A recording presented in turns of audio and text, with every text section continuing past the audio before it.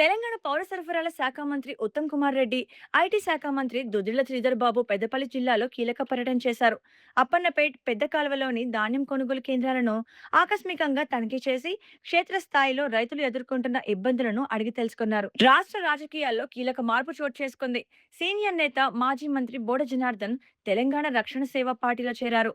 హైదరాబాద్ లో జరిగిన ప్రత్యేక కార్యక్రమంలో పార్టీ అధ్యక్షురాలు కవిత సమక్షంలో ఆయన గులాబీ కండువా కప్పుకున్నారు. Telangana Congress political affairs committee సమావేశంలో ఓటర్ల జాబితా ప్రత్యేక సవరణ చర్చించారు. రాబోయే రోజుల్లో కేవలం అర్హులైన నిజమైన ఓటర్లు మాత్రమే జాబితాలో ఉండేలా చూసేందుకు సమర్థవంతమైన చర్యలు తీసుకోనున్నట్లు మంత్రి గడ్డం వివేక్ తెలిపారు. హైదరాబాద్ శివారులో ప్రతిష్టాత్మకంగా నిర్మిస్తున్న ఫ్యూచర్ సిటీ ప్రభావంతో రియల్ ఎస్టేట్ రికార్డులు బద్దలయ్యాయి. రావిర్యాల ప్రాంతంలో హౌసింగ్ బోర్డు నిర్వహించిన ఓపెన్ ఫ్లాట్ల వేలంలో ఒక గజం భూమి ధర ఏకంగా 83,500 పలికింది.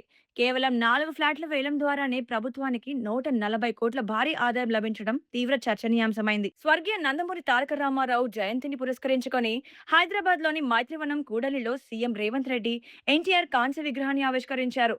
ఈ సందర్భంగా ఆయన మాట్లాడుతూ తెలుగు వారికి ఆత్మగౌరవం నేర్పిన మహానీయుడి విగ్రహాన్ని ఆవిష్కరించే అవకాశం రావడం తనకు జీవితకాలం గుర్తుండిపోతుందని భావోద్వేగానికి లోనయ్యారు.